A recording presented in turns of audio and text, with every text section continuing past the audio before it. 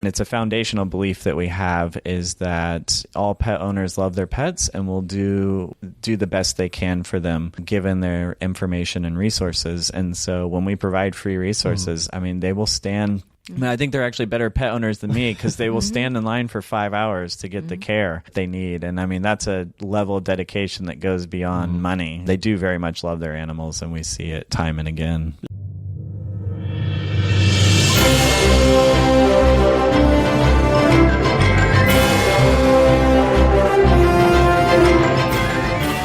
Welcome to Everyday Superhumans, the podcast to restore your faith in humanity. I'm Charlie. And I'm Kyle. Okay, so my brain is all over the place right now because we have so much exciting news to share with you. Starting with which, we now have a new team member. What? Yeah, this is a radio show. There'll be like a soundboard that's like a bunch of cheering and like kazoo noises. Fake applause, fake applause. In front of our live studio audience of not Nugget this time. She's not here. But anyways, we have Anna, who is now our volunteer production assistant. She's a UT student who really wanted to get into podcasting, and we really wanted the help, so we were perfect for each other. And another one is stay tuned with our newsletter. As you may have known if you listened to the last episode, we have a new monthly newsletter where we talk about the news happening within Everyday Superhumans, along with news around Austin, Texas, with charity events, a list of the upcoming episodes so you know who to expect in the next coming month, along with like quick news snippets of people in other communities are doing great work for their community. So you basically just said everything. Yeah, exactly. All right. Moving on to another exciting thing is we won a indie podcast award for 2017, and our trophy was just shipped to us. So I'd like to take this time to thank everyone, Mom and Dad. I finally won a trophy. It only took 29 years, but I have proof. I can show you it. Did you actually win the trophy? I mean, it splits halfway between both of us. Does that count?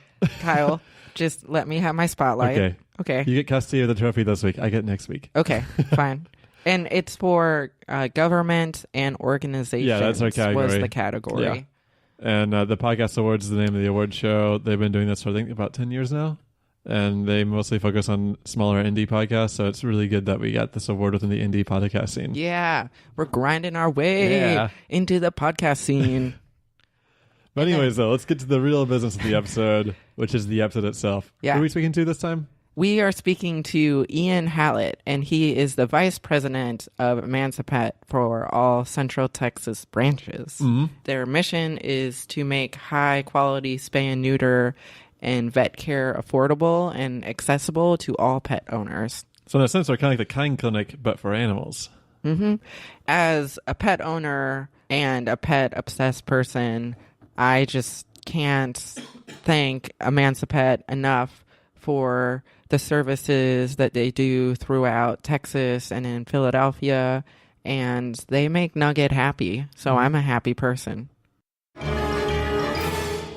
We're in a different medical room, but not for human purposes, but for furry friend purposes. We're actually right next to a surgery room right now. But yes. Yeah. And no surgery right now. No. We're actually watching a dog being dissected right now. That'd be terrible. Yeah. That'd be so hard to watch. But unfortunately, we don't do dissections. We put everything back in when we're done. Not the bad part. We take out the bad parts. We put everything else back in. It's not like, hey, it's a tumor. Let's put it back in. That's really the difference between dissection and surgery is putting everything back in. Or in my making case, them. I had surgery on my shoulder for a broken collarbone. They put a metal plate inside my shoulder. So they add an extra thing inside. Yeah. So I got an upgrade. Okay. Are you sure it was a rod? A metal thing? I mean, it feels like it. It feels like I got screws up there and everything. I can barely touch my shoulder. Okay, yeah, just making sure. Yeah, they do. We do that in animals too. It's pretty wild. Yeah, it's crazy just the fact that I even have that on me. What we're talking about right now is Emancipet, which is. Can you elaborate what Emancipet does? As I understand, you are a nonprofit dedicated to providing affordable healthcare for veterinary services. Yeah, I mean, you pretty much nailed it. So did my research well. Good job. Yeah, all right. You just took half my lines there, so now I gotta figure out how to pick up from that. Tour earlier, so yeah. So no, our mission is to make veterinary services in general affordable and accessible. Historically, we started in 1999 with just a mobile unit doing spay and neuter, and at that time the emphasis was on lowering intake into the city shelter, and the city shelter at that time was getting 25,000 plus animals, lots of puppies and kittens. Wow.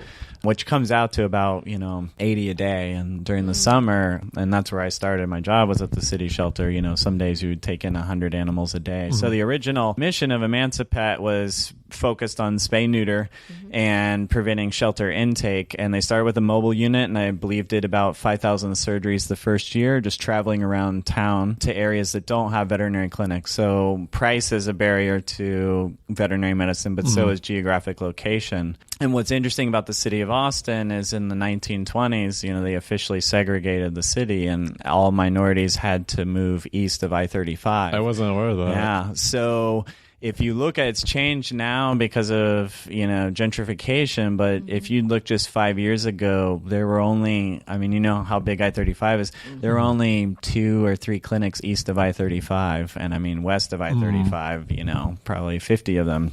East Austin was kind of a veterinary desert. So after a few years of operating the mobile clinic, in 2007, they opened a stationary clinic in East Austin. But during that time, the founder of Emancipet and the director of the Austin Animal Services, who was my first boss, they decided that the city should really invest money in providing spay-neuter for free for the people who would never be able to afford it. And so they started out just one day a week going to different kind of parks and neighborhoods on the east side and doing free spay neuter. And of course, the veterinary community didn't mind because they didn't really have clients east of I-35. People didn't have money for veterinary care. And then that service has expanded from one day a week in 2000 to now it's 4 days a week. Wow. Where we travel around to about 8 or 9 different public parks and do free spay neuter. I would do on average 30 a day, and sometimes as high as like 35 or more, especially when you get a litter of kittens. They can all hang out in the cage together and recover from surgery. So in the summers, we do 35 or more just on a mobile unit that's the size of kind of like a food, a large food truck. Is pretty amazing what they're able to do.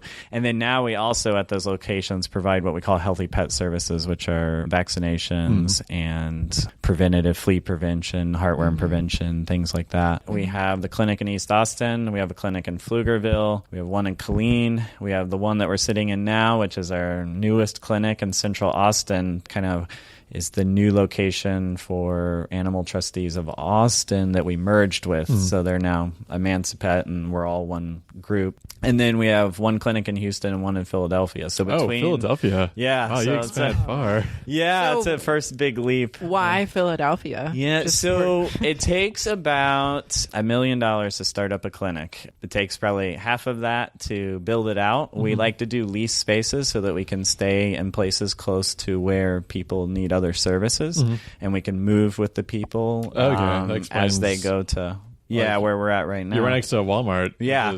I think we'll be here for a long time. Yeah, because I don't think Walmart's going away for a long time. So we like to lease spaces. It probably takes, $500,000 to get the space outfitted and pay your initial rent and all that. And then it takes probably another $500,000 to just get services up and going. And once we're at full volume, which would be over 10,000 spay neuters a year and 25,000 healthy pet patient visits, then we can actually break even and just maintain the clinic without extra donations coming in. So the Philadelphia and Houston and Killeen are all examples of cities, municipalities, and granting agencies who came to us and said, we want a clinic in this neighborhood. Nobody's providing this service. Will you come in and open a clinic? So we prefer not to go to a place that's already providing low-cost services where you're interested in going in places that don't have those services. Trying to fill in that void. Yeah.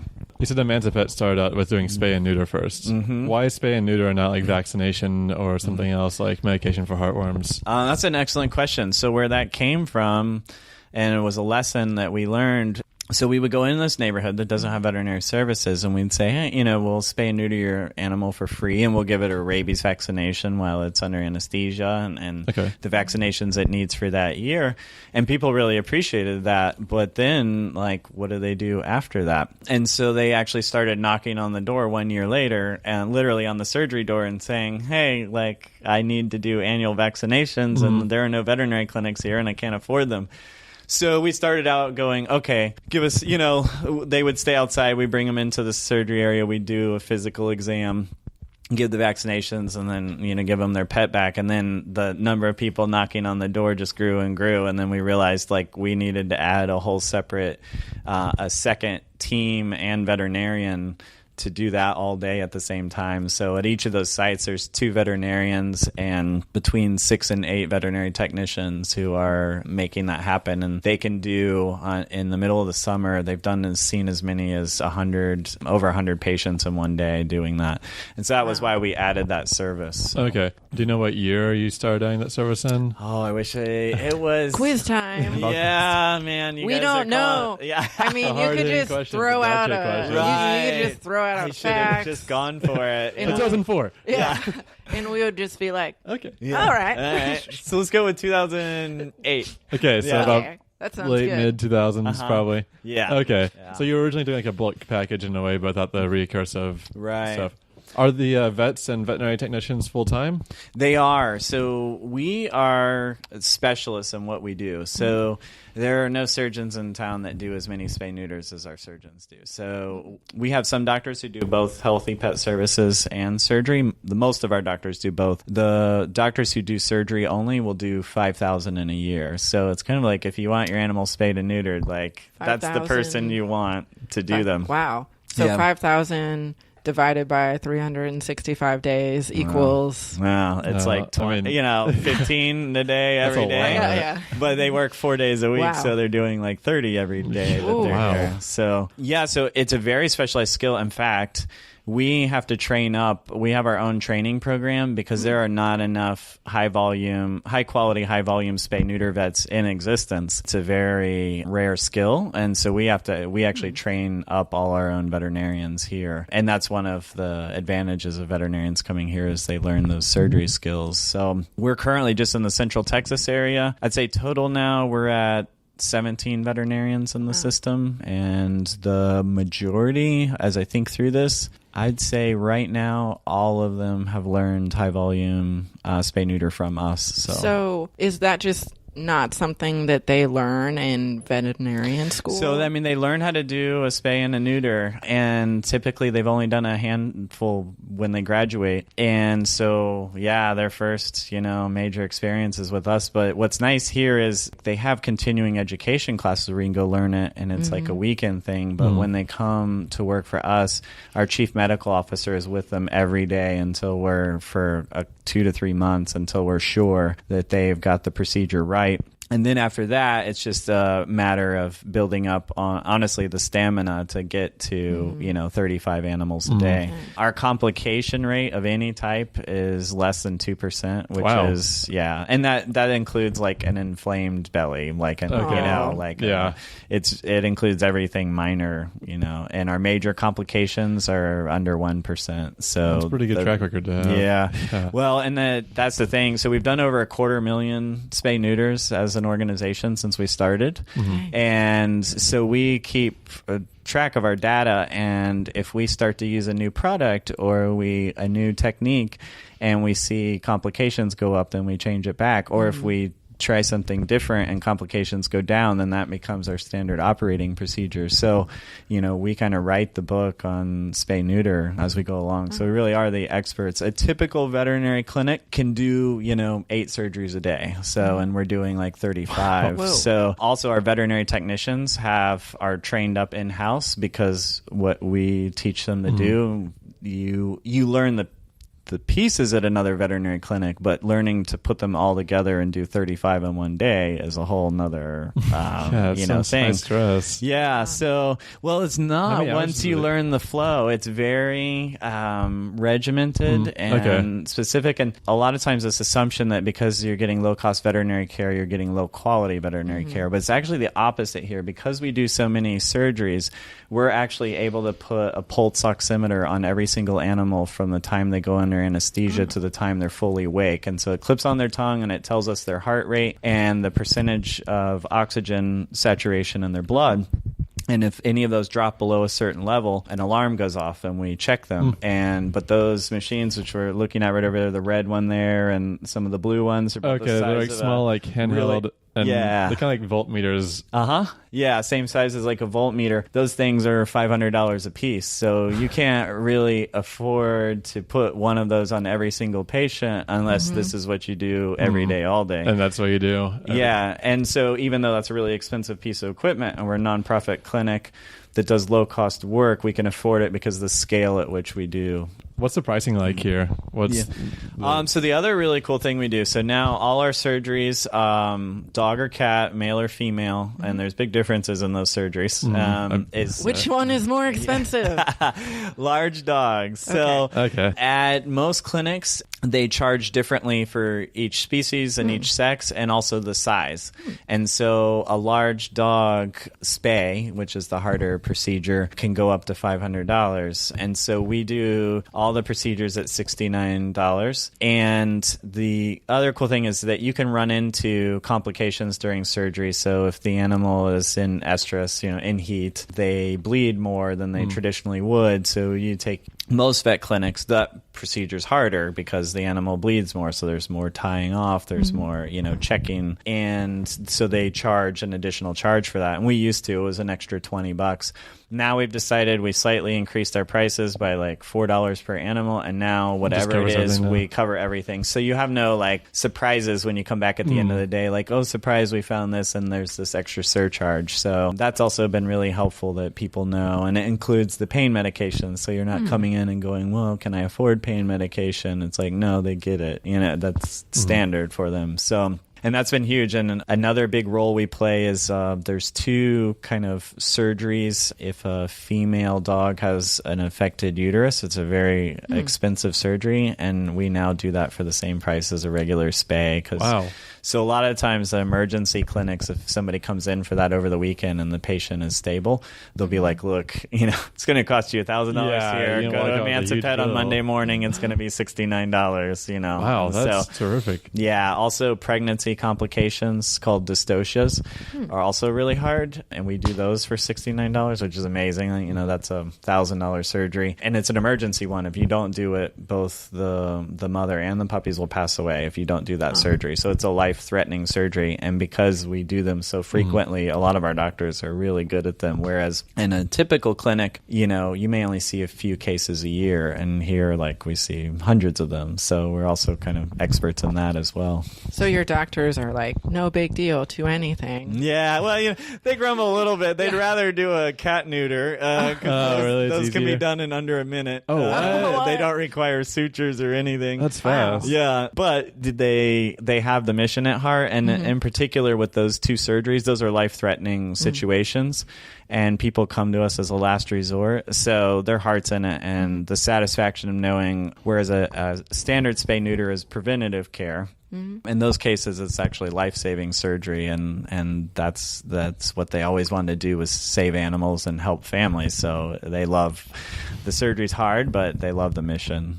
Bringing it back to spay and neutering, one thing that I was never sure about growing up is why spay and neutering is important. I know that. Actually, I don't know anything. I'm trying to think of anything that could be a valid argument for it. I can't think of anything. Can you tell me why it's important? There are some positive health impacts, decreases in different types of cancers, behaviorally less likely to be aggressive, although that's not 100% correlation. Yeah. And then, the biggest benefit is, not having unwanted, litters. That's the only thing That's the primary reason, and that was why Emancipet got started. It was to emancipate animals from having to go to the shelter. So because I always feel bad when I hear a lot of, or just a lady animal pregnant over and over and over again. And she's partly in control of it, but we as pet owners should be able to watch what our dogs are doing. And know what they're doing or who they're doing. But,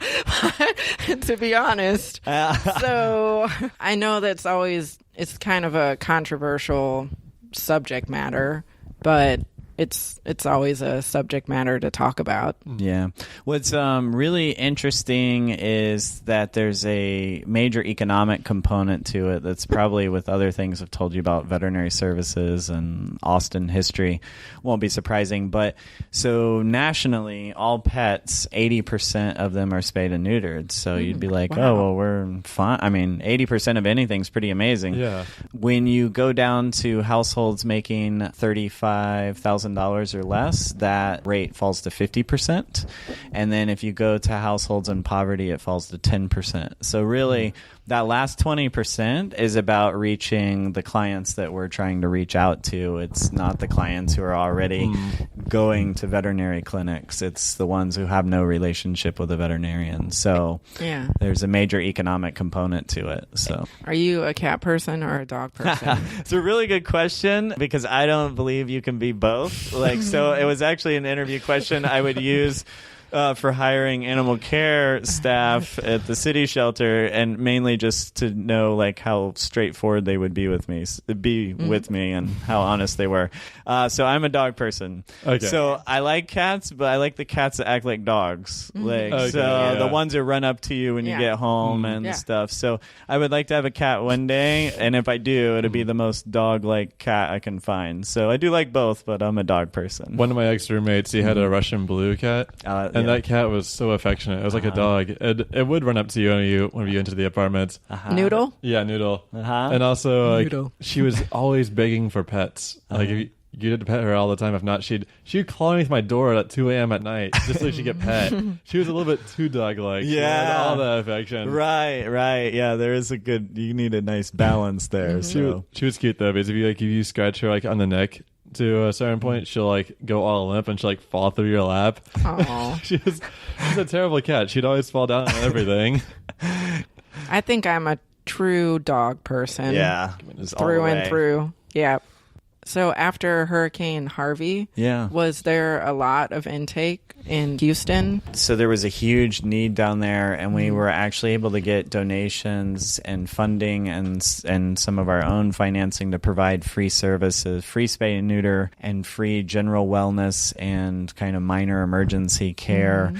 Or 4 to 5 days a week for 3 months. They were doing 25 surgeries a day and seeing 100 patients a day for 3 months, 5 days a week. So they did a lot.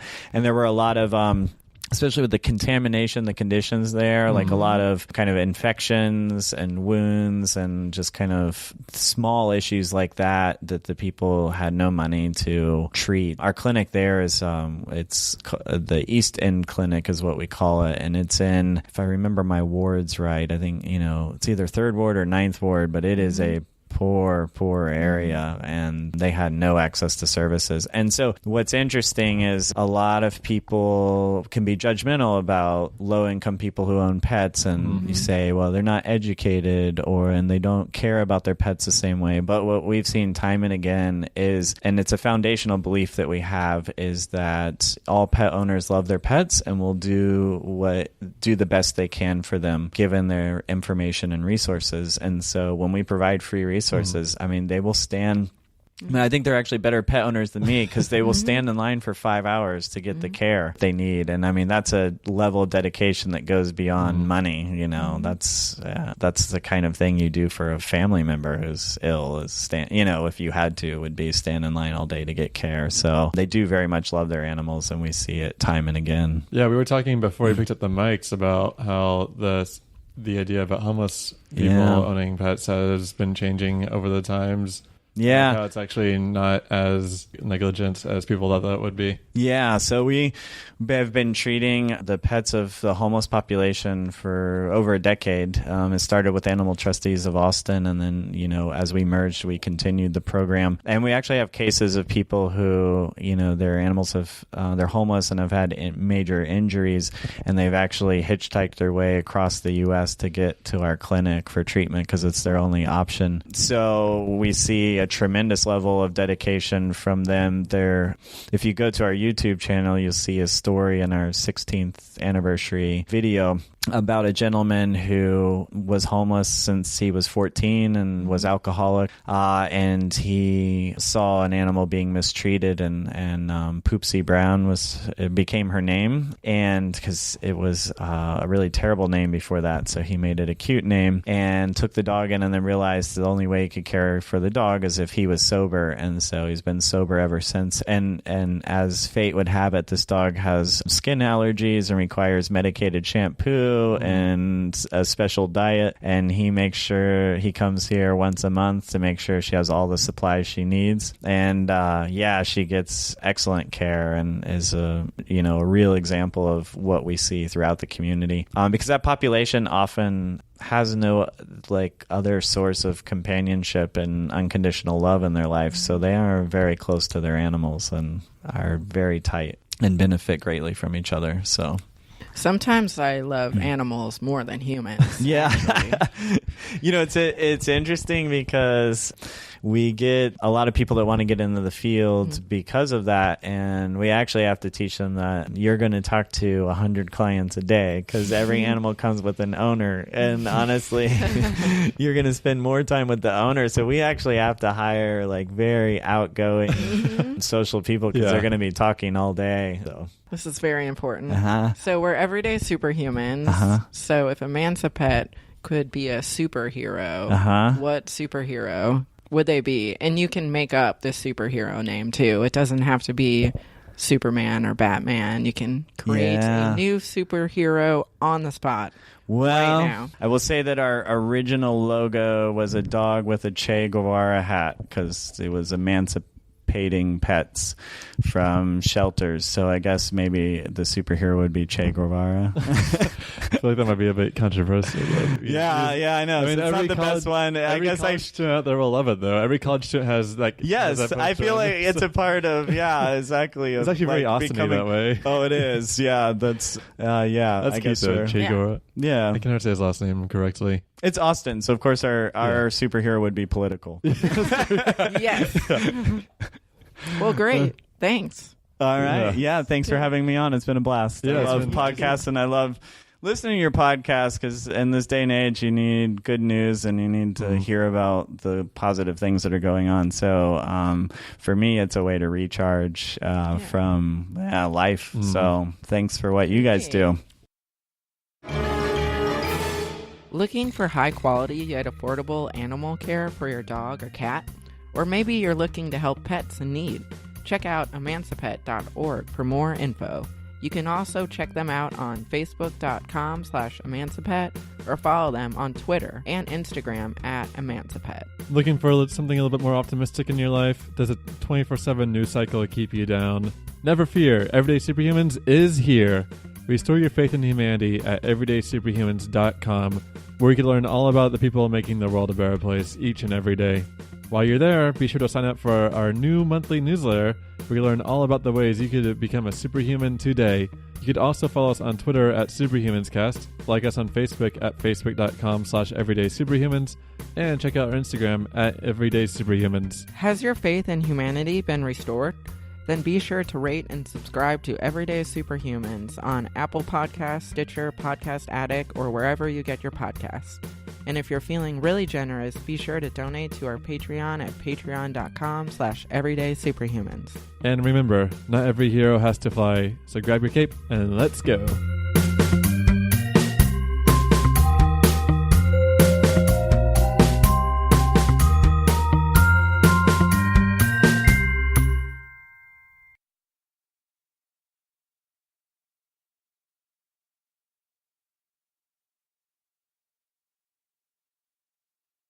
And we had a really fun time interviewing him, especially because while we were interviewing him, we were right next to the surgery rooms. And a dog was being operated. No. It was. The dog, there was no animals operated on in this episode.